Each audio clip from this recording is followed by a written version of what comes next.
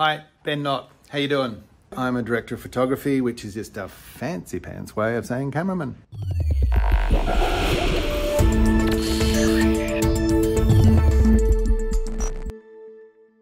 What is a director of photography? The textbooks. So, a director of photography, as I said, is just a fancy pants way of saying cameraman. Essentially, what we do is, in its simplest form, is that by corralling the resources available to us and applying our technical and creative knowledge, we take the words from the page, which is the script, and we turn them into physical pictures. How did I get here? Well, a little bit of insight, a little bit of past. I studied science at the University of Queensland. I wasn't much of a brainiac as a kid, so just scraped into science and loved the earth sciences. So I majored in geology and physics, did some physics subjects, and did 5 semesters of that and promptly quit, much to the chagrin of my long-suffering mum, who'd paid for a massive education.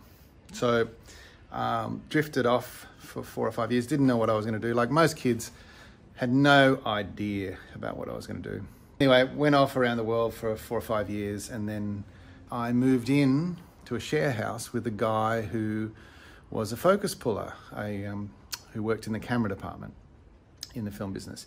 And he had a black and white darkroom in the house, which I thought was a speed lab for about the first 3 days, because he had it locked up and it smelled of chemicals, and he'd disappear in there for hours.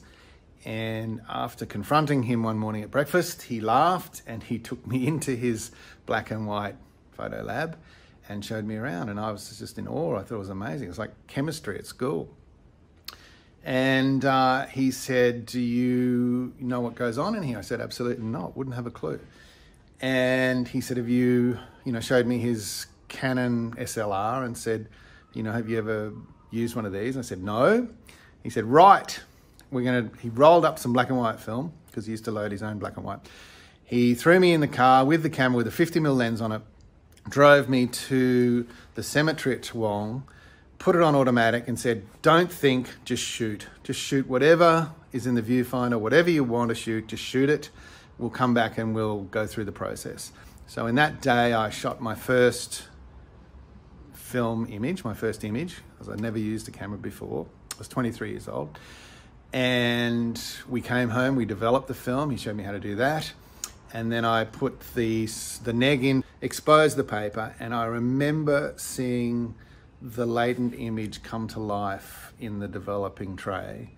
And it turned from a white page into some ill-composed frame of a headstone. And I just thought it was complete and utter magic. And for me, that was the day that my world changed. I knew from that moment forward that I was gonna do this for a living. I didn't know quite what this was. I didn't know where it was gonna go, but I knew that I wanted to be involved in this. This was magic, and it still is. So, as I said, he was a focus puller, and he dragged me out onto one of his jobs one day. And, I found that, interestingly enough, there was a whole group of people who were of similar ilk, kind of, I won't say misfits, but people who had just never fallen into other vocations and had skill sets that were really broad and were brought together into this thing called a film crew. And I felt like I belonged. And they fed you breakfast and lunch, which was totally awesome. So for the next 6 months, I worked for free, got to know the grips and the electrics, and started to assist them, the lighting guys that is, and the guys who move the camera, they're the grips, and built relationships there, and then started actually being able to charge for my services, being their second or third or fourth grip or electric in their teams. I continued to shoot black and white film. I continued to roll my own film and shoot black and white, thousands and thousands of images. And it wasn't a textbook learning situation for me. It was a very practical learning situation for me. I would make mistakes composing images through the lens, and I would correct those mistakes by moving the paper around on the easel and correcting the headroom. And I developed through that an innate sense of what a frame should be. I didn't understand the rule of thirds. I didn't understand any of that sort of business, but just developed an innate sense of what a composed image should be, of what was pleasing, and developed an innate sense just through rote learning of exposure and how to expose things by the way that the images were exposing on the paper. And so through that process, I schooled myself in the, I guess, the beginnings of the art of photography. Some years later, I was offered the opportunity to get into the camera department and seized it with both hands. And that was through a guy called Dick Marks, who was an icon of the business here in Queensland for many years. Really started the freelance industry here in Queensland. And he was a brilliant cameraman in his own right and director. And he's probably best remembered for his work on the Tina Turner Rugby League commercials. Anyway, he offered me a job as his assistant to look after his camera gear, and which I seized and took. And for the next 7 years, I worked for him, which was tough. I mean, he's a tough guy to work for. He was very demanding and exacting, but very fair, quite funny. And I learned lessons the hard way working with him. But on the upside, I learnt from the best. He would employ Russell Boyd, he would employ Andrew Lesney, he would employ David Burr, all great cameramen in this country. And I was able to sort of sit and watch them work and to glean little gems, to mine little gems from just watching. And eventually I split with him amicably, and I went off and decided that I wanted to shoot drama and be involved in more narrative storytelling. And so I began shooting a series called The Lost World here on the Gold Coast. And through an old school friend actually called Mark Wareham, who was also a cameraman working out of this state, he made the introduction for me, and off I went.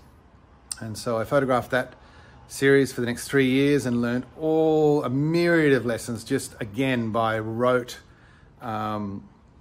experience every day, having to make a schedule, having to work by the clock, having to work within a budget and things like that. And those 3 years panel beated me into, I guess, the cameraman that I am today. And so here we are. Since then, I've been lucky enough to work with wonderful actors on some brilliant locations all around the world. What am I most proud of? I just did something that is still currently in the VOD circle on the telly called Danger Close, which was a wonderful film about the Battle of Long Tan. That is probably my proudest moment as a cameraman, as a DP.